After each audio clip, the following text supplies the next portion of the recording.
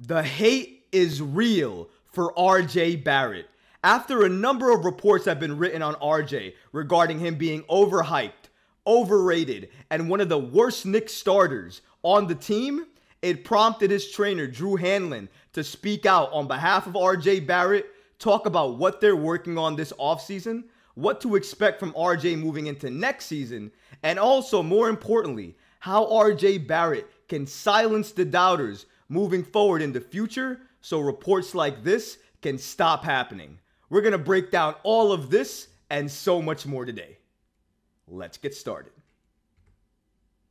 RJ Barrett's trainer, Drew Hanlen, recently spoke out on his game and his improvements this offseason that we can look forward to heading into next season. So recently, Drew Hanlen was on the Big Nick Energy podcast where he gave a candid interview and detailed information on RJ Barrett and how he works with RJ apart from other people that he works with. According to Drew Hanlen, with RJ Barrett, when he works with him, when we try to wake up his muscles and warm up, we do drills in slow motion and then go fast to exceed his body. He'll go from real slow to dunking, and everybody says, look how slow RJ is, even though he pulled up to the gym 5 minutes ago. Instead of us touching our toes, we start slow with methodical movements and then go into exploding and dunking. That's very interesting to note here, and I want to make a point to discuss it one more time. RJ Barrett has been called slow, non-explosive, and predictable, especially as he's driving to the rim. But a lot of people don't understand that the drills that he's running has him start slow and then burst into speed by going faster. And that helps catch defenses off guard, because if they think you only have one gear or you're only operating in that one gear, but you have a couple of other gears left, you could potentially turn it on, do that quick step, and get to the basket faster. The point is, when you get to the basket, what are you doing there? Are you exploding? Are you dunking? Are you shooting? Are you taking contact to get an and one? What is the move as you go to the basket? And it's great to hear that RJ Barrett and his trainer are working on this, because at the end of the day, he needs to work on his mid-range game a lot, but he needs to work on what already does it for him, which is the aggression and the driving game that he has. We saw it work for him in the playoffs, and if he's doing these type of drills with Drew Hanlen, that means he understands it's one of the key aspects to his game, because going from slow to fast and exploding with a dunk is exactly what can complement his game. Because if you can take it from half a speed to full speed whenever you want, or you have a quicker gear after full speed, you can catch defenses sleeping, get to where you want to be faster, and potentially draw fouls in the process. This is a great statement from Drew Hanlen here, and it's something that makes me really happy to hear RJ Barrett is working on this, because I heard a lot of fans kill him last season for his pace and how quickly he was moving. Now maybe we have some insight in regards to why he starts off some of his possessions this way. It's because that's what he's doing during practice and during training. We actually saw this from RJ Barrett in the regular season last time. During games, he would start off some possessions slow, find the spot he liked, and then cranked up that motor to full gear and just sped right to the basket, drove there, and got the dunk or the and one. And I think it's important to note that, because we're hearing Drew Hanlen say it, but it's not like we haven't seen it from a game-to-game perspective as well too, if you've been watching RJ Barrett. But there's a lot of talk around the league about RJ Barrett and what he can do, not only being overhyped, overrated, or one of the worst starters for the Knicks, but also his fit, his impact, and what he does well. And that's all formed the narrative for this young star in RJ Barrett on the New York Knicks. And Hanlen stated that he disagrees with that narrative surrounding RJ Barrett, but he also acknowledges the fact that it won't go away for him until he adds some hardware to his shelf. Specifically, he stated, people are going to continue to hate on him until some of these accolades roll in. If he ends his career with a couple of all-star appearances and a championship, he'll be really proud of what he was able to accomplish.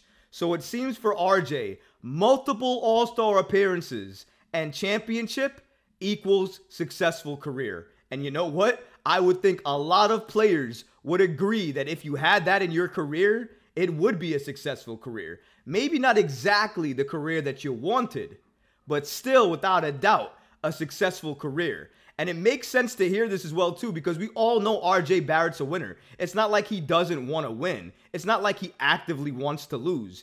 Clearly, as we see here, RJ Barrett wants to win, but in order for him to kind of get the narrative to stop, he needs to get some of these accolades. He needs to make an all-NBA team. He needs to get that all-star bid. He needs to make sure his defense is up there with all NBA defensive teams. He needs to try to veer and fight for that all-NBA spot. He needs to start trying to do these things, especially in year 5, because sooner or later, it's not going to be about, oh, he's this age, oh, he's this young, oh, he starts off slow. It's going to be about, bro, you are 5 years in the league, and you still can't figure it out with the team that drafted you. And you still haven't made an all-star game. You still haven't made an all-NBA team. You still haven't done what a lot of the fan base and the franchise wanted you to do. As a 3rd overall pick, we expected more, and you haven't done it. Those things are coming for RJ Barrett if he continues to struggle in year 5.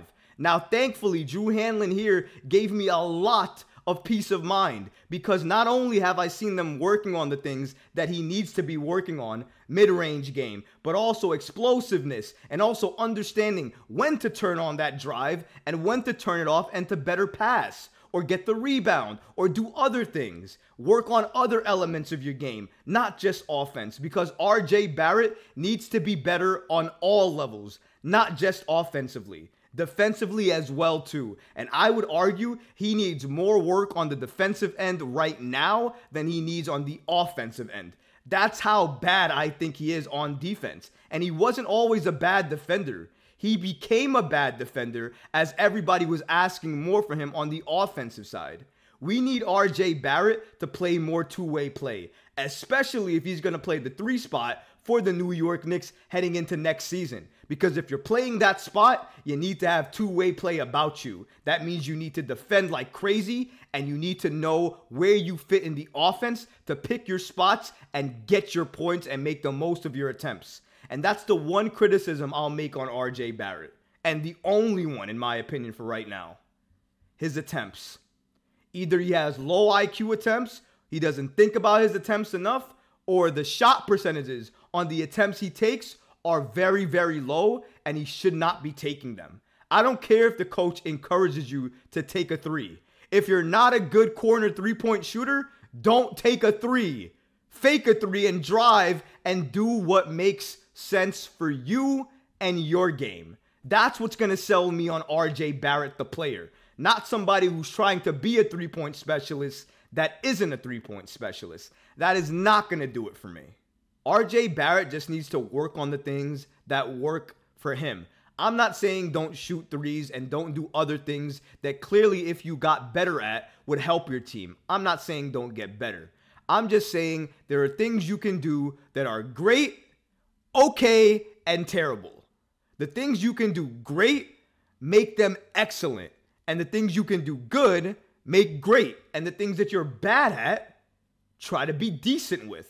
Because if you make upgrades on each of those levels for your game, overall you'll improve, but you'll be more of an impact for your team and likely lead your team to more winning than losing.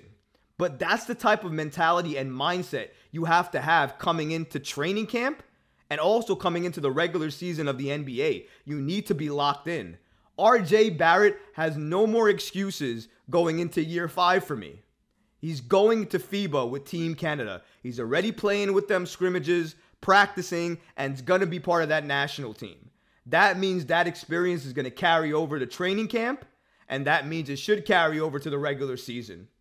If RJ Barrett has another slow start after entering a training camp off of a FIBA type of experience, there is no hope, in my opinion. Because if you can't get it right in year 5 after a FIBA national team appearance, for the regular season and postseason for the NBA and for the Knicks, there's a problem there. Because if you're not going to figure it out with all of these things going for you in year 5, then when are you going to figure it out? When are you going to put everything together? When is everything going to click? but the only way he's going to be significant is if you improve him on the things of his game that he needs improvement on. And that's how you take a player who is okay and decent to great. That's how you take a player who is great to amazing. That's how you take a player who's amazing to superstar excellent. There are levels here, and the way you get past one and get to the other is you break past that level and go to the next one. And how you break past that is with training, hard work, and consistency. And RJ Barrett has that in spades. He may not be your favorite player. You may not like what he does. You may not like his jump shot or his shot attempts. Cool. That kid spends more time in the gym than most players on the New York Knicks today. He is a gym rat. He works on his body. He works on his mind. He works on his game. He works on things that he needs to work on. RJ Barrett is a perfect fit for the New York Knicks if everything is checking on his game. I 100% agree with Drew Hanlen here. If RJ Barrett wants to stop the noise, wants to stop the criticism, and wants to calm all of the media personnel that's out there, or at least most of them, he's going to have to prove it with his play versus his talk. You want them to stop calling you overrated? You want them to stop calling you overhyped? Then prove in a season with the New York Knicks that you're not those things, but instead, you're an impactful piece that the New York Knicks can see as part of their future to help them win that accolade, that ultimate goal of a championship. If you like this video, go ahead and leave a comment below, smash that like button, and don't forget to subscribe to the channel. Until next time, Knicks fans. Peace.